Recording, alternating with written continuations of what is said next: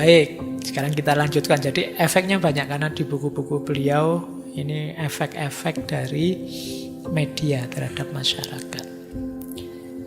Ada lagi, sekarang kita potong satu-satu ya efeknya.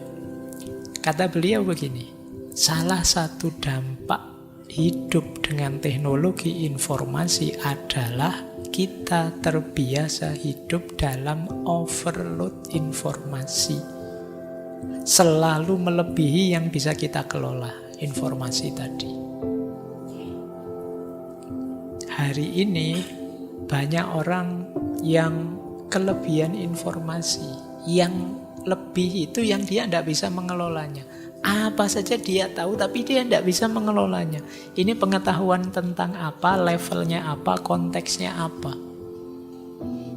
Ini agak mengkhawatirkan kalau kalian tidak bisa mengelola informasi yang ada. Kadang-kadang kan kita hari ini kemasukan informasi, kemasukan wacana, kemasukan isu yang kita sebenarnya tidak bidangnya di situ. Akhirnya apa? Ya pokoknya kita percaya saja, wong kita tidak ngerti. Misalnya karena kita tidak ngerti agama, tiba-tiba ada konten yang bilang orang yang melakukan ini itu hukumnya ini loh. Itu kita tidak bisa cross check, wong kita bukan ahlinya. Akhirnya kita percaya saja, wong di situ ada kata-kata Al-Qur'annya, ada kata-kata para ulamanya, terus kita wah ini mesti benar ini. Kita dapat informasi itu dan kita tidak bisa mengelolanya.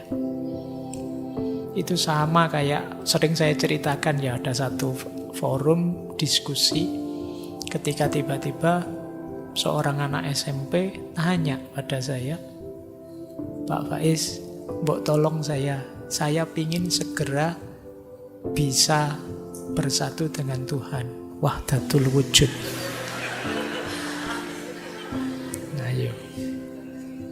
Itu tak tanya, kamu ngerti di mana istilah wahdatul wujud? Loh, saya dengerin YouTube itu Pak banyak tentang wahdatul wujud.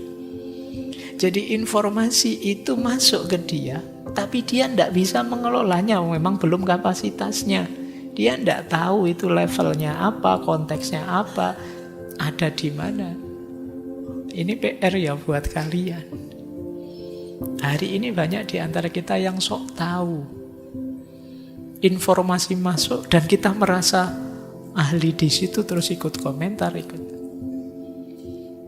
Maka kritiknya McLuhan, ayo kita sekarang dibanjiri informasi yang jauh lebih banyak yang kita tidak bisa mengelolanya. Dan ini bisa jadi masalah. Ya. Ini efeknya. Ini silahkan teman-teman nanti yang mulai latihan untuk levelnya upgrade di sini. Yang memang tidak paham, pending dulu, sisihkan dulu, taruh di sudut mana dulu. Jangan nekat. Apalagi informasi yang tidak penting itu sudahlah. Bila perlu dibuang juga tidak apa-apa. Kok wong yo tidak penting.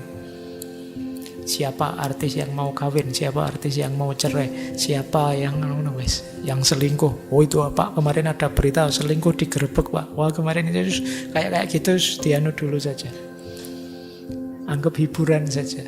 Tapi yang penting-penting, yang memang kalian paham, bisa mengelola, bisa kalian pahami dengan dalam, itu yang kalian fokusi. Harus mulai bisa punya prioritas. Ketika ada informasi masuk, oh ini nanti dulu lah, saya tidak paham ini juga tidak apa-apa kok. Aku tidak ngerti ini juga tidak masalah kok. Kalau ini urusanku, ini saya bidangnya ini, saya harus lebih ngerti ini. Saya kuliahnya hukum ini, oh ini masalah hukum ini, saya harus mendalami ini. Oh ini tentang fisika, ini saya tidak terlalu paham fisika. Menarik sih, tapi nanti dulu. Kalau yang pokok-pokok sudah beres, ini dulu. Kalian harus sudah mulai ngerti itu. Jangan semua informasi kalian masukkan. Kalau kalian tidak bisa mengolahnya, dipending dulu. Ya kayak yang sering saya ceritakan ya, pakai triple filternya Socrates. Jadi apakah ini pasti benar, apakah ini baik, dan apakah ini penting. Kalau tidak penting, dipas saja. wah ini luar biasa infonya, ini pasti benar enggak? Mungkin enggak juga sih, ini masih isu. Kan dia yang ngomong, orang lain kok ngomongnya berbeda, ini berarti masih syubhat. Barang syubhat itu kalau dalam agama lebih baik ditinggal. Jadi kalau kalian ada informasi apapun yang jenisnya syubhat, jangan kesusu divonis, jangan kesusu melibatkan diri, tunggu sampai jelas. Ini ada hubungannya dengan sebelumnya tadi.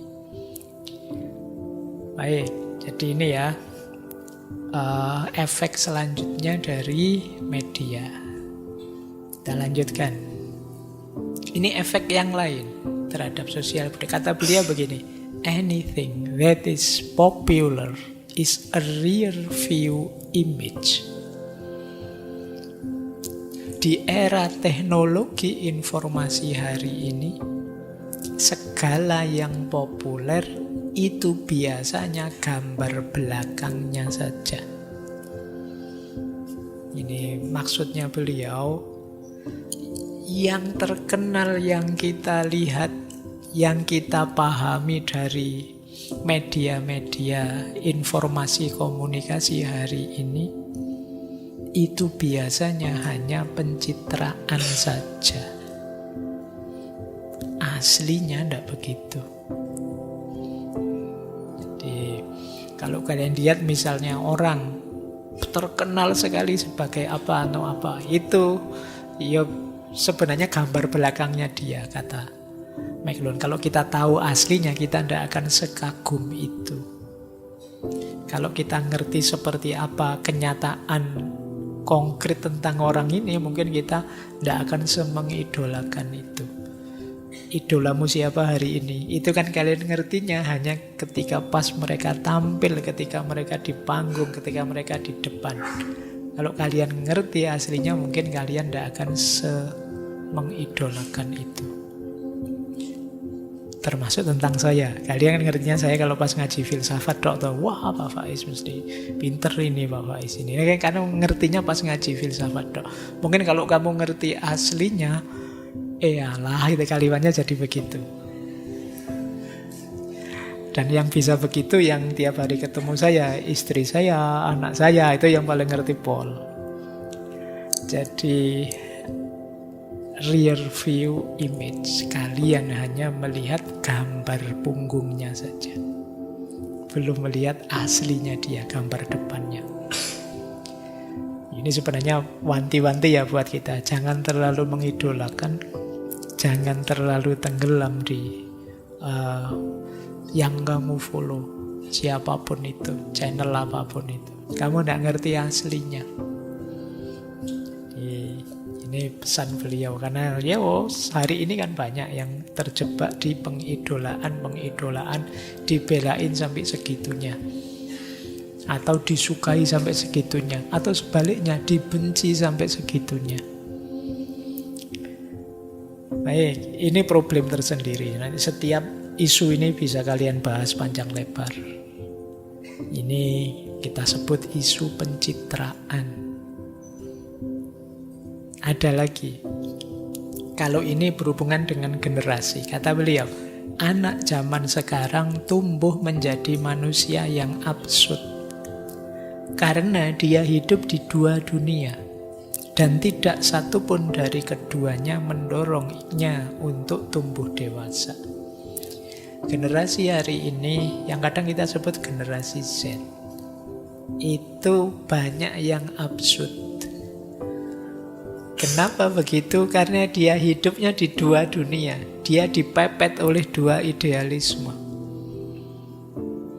Oleh orang tuanya dari generasi angkatan saya, milenial ke belakang, dan oleh situasi masa kini, yang dua-duanya tidak mendorongnya untuk jadi manusia dewasa. Dua-duanya ingin memaksakan keinginannya sendiri-sendiri. Generasi sebelumnya memaksakan apa, tuntutan zaman hari ini menuntut apa. Itulah kenapa kalian sering disebut sandwich generation. Sandwich generation itu, kalian itu kayak sandwich, kalian kecepit di tengah-tengah. Jadi kayak sandwich itu kan kalian daging yang di tengah dijepit roti di bawah dan di atas. Itu yang membuat kalian terus jadi absurd. Kalian itu serba bingung. Mau apa-apa rasanya serba salah. Katanya orang-orang tua kok gini jelek, tapi kalau keluar kok zamannya sudah begitu. Mau ndak ikut zaman hari ini melawan orang tua. Mau ikut orang tua kok ya ndak update. Kan kamu bingung. Terus kamu jadi absurd, ndak karu-karuan. Kamu jadi sering overthinking. Kamu jadi insecure. Kamu jadi kebingungan. Ini PR ya generasi. Ya ini satu tema sendiri, kalau dibahas bisa panjang. Tapi yang jelas di antara akarnya kenapa sih banyak sekali keluhan-keluhan tentang generasi hari ini, ya karena mereka ini hidup di dua zaman sekaligus dengan idealisme yang berbeda. Itu yang membuat mereka kebingungan. Jadi mungkin generasi sebelumnya menuntut dengan ideal-ideal masa lalu, sementara yang masa kini juga memberi tuntutan untuk menyelaraskan dengan situasi masa kini. Ini PR, nanti kalian bisa merenung lebih dalam. Ada lagi fenomena ini. Ini menarik, tadi saya kutip kalimatnya terus tak terjemahkan. Hari ini banyak orang yang berharap bahwa jika mereka berteriak cukup keras tentang nilai-nilai, maka orang lain akan mengira mereka sebagai jiwa yang serius dan sensitif, yang memiliki persepsi lebih tinggi dan lebih mulia daripada orang biasa. Nah, sekarang saya lihat ya di channel-channel YouTube di mana-mana, misalnya banyak orang yang tiba-tiba jadi ahli agama yang baru, spiritualis baru, ahli itu baru, kok yang diomongkan level tinggi spiritual. Ngomong tentang moralitas, ngomong tentang spiritualitas, ngomong tentang ketenangan batin, ngomong. Terus mereka menganggap kalau sudah ngomong begitu, mereka sudah sekualitas yang dia omongkan. Padahal itu baru cuma ngomong. Sama kayak kalian kan, kemana-mana nge-share hidup harus ikhlas, pasrah pada Tuhan, dan lain sebagainya. Wong kamu sendiri masih jungkir balik, ndak karu-karuan. Tapi dengan ngomong itu kamu merasa sudah seperti yang kamu omongkan. Jadi kamu terus merasa levelmu lebih tinggi. Apalagi terus banyak yang komen, mantap, banyak yang komen itu, wow, kamu merasa lebih tinggi hanya dengan ngomong. Itu makanya saya selalu mengingatkan diri saya sendiri kalau ngomong yang begitu-begitu, ini usikum wa nafsi. Jadi saya juga menasihati kalian, menasihati saya, karena saya juga mungkin belum nyampe ke level itu. Ini banyak yang salah paham. Mungkin saya banyak materi spiritual, banyak materi tasawuf level-level tinggi, tapi saya tegaskan saya masih belum nyampe di sana. Jadi masih berjuang untuk menaikkan level bareng-bareng kita. Makanya kalian sering saya sebut kalian teman belajar saya. Jangan kesusu berguru ke saya. Yuk kita belajar bareng saja. Kita ambil manfaat yang sesuai, yang cocok untuk hidup kita masing-masing. Karena hari ini ada sindrom ini. Orang yang sekedar ngomong tapi merasa sudah melakukan.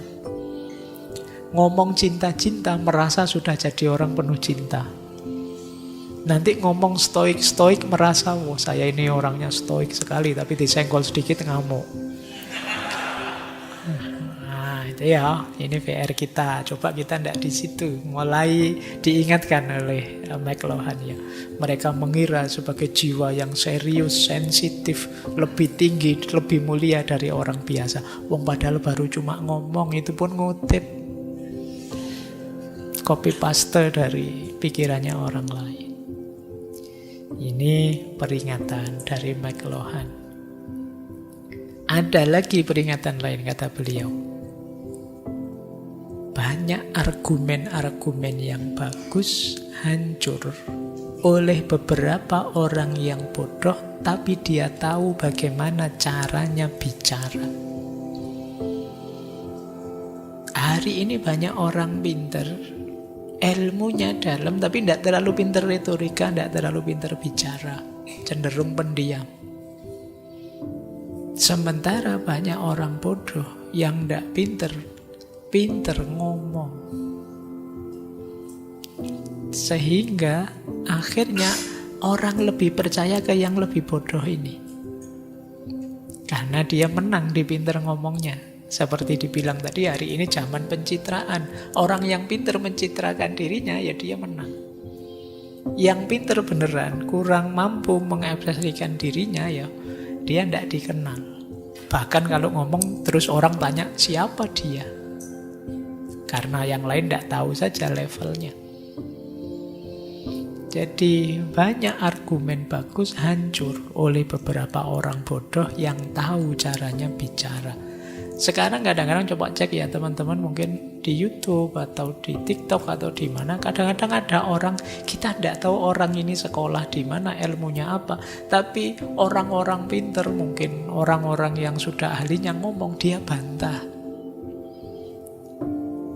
Dan mungkin alasannya masuk akal. Terus banyak yang setuju pada bantahan itu. Padahal kita tidak tahu siapa orang yang bantah ini. Jangan-jangan dia iseng saja, hanya karena pinter nyari sudut lemahnya saja. Terus orang yang sangat ahli ini terus dianggap salah. Kadang-kadang kan ini yang ngomong ini bukan sembarangan, ini orang ini sudah orang besar, tidak diragukan lagi pendidikannya, kapasitasnya. Ternyata di bawahnya yang komen entah siapa ngomong yang jelek-jelek, yang negatif-negatif. Dan banyak orang setuju dengan komentar negatif itu, mungkin karena cara penyampaiannya bagus. Ini yang dimaksud oleh McLuhan, banyak argumen bagus hancur oleh beberapa orang bodoh yang tahu caranya bicara. Ini juga PR kalian ya. Sekarang banyak hari ini. Sehingga akhirnya apa? Yang benar kemudian terdistraksi, tertutupi oleh citra-citra, oleh kebodohan-kebodohan. Baik, masih ada lagi kalau ini politik. Ini beliau banyak juga bicara politik. Kata beliau, nanti politik pada akhirnya akan digantikan oleh citra. Politisi akan dengan senang turun tahta demi citra. Karena citra akan lebih kuat daripada yang bisa dia lakukan. Jadi besok itu kekuatan citra akan luar biasa. Oh, ini beliau dicitrakan merakyat, itu luar biasa. Beliau dicitrakan pembela keadilan, itu luar biasa. Beliau dicitrakan sangat peduli dengan rakyat miskin. Ini citra-citra. Dan besok para politisi itu, kata beliau, akan berjuang ke sini. Jadi perjuangan meraih kekuasaan adalah perjuangan membentuk citra. Dan itu yang mulai, ini kan lama nulisnya beliau, dan ternyata mungkin sekarang banyak terbukti. Kadang-kadang ada orang yang secara sengaja merendahkan dirinya demi citra. Nggak apa-apa saya kehilangan jabatannya. Apa sih jabatan itu? Wah, terus orang kagum semua. Wah, hebat sekali orang ini. Yuk kita pilih dia. Nah, ini yang dimaksud oleh McLuhan. Jadi banyak orang yang, banyak politisi yang dengan senang hati turun tahta. Tapi turun tahtanya dalam tanda petik. Dalam rangka apa? Meraih citra. Bagi saya jabatan itu dunia. Saya ngalah saja, monggo saja yang mau. Wah, terus orang kagum semua. Wah, luar biasa orang itu. Harus kita pilih orang seperti itu. Terus naiklah dia. Begitu punya kekuasaan, kita kaget. Lu kok beda sama dulu. Ini yang dimaksud peradaban citra. Nah, ini mungkin satu tema lagi. Jadi tiap ini di pikiran-pikirannya McLuhan bisa menginspirasi kita ya, teman-teman diskusikan satu isu panjang.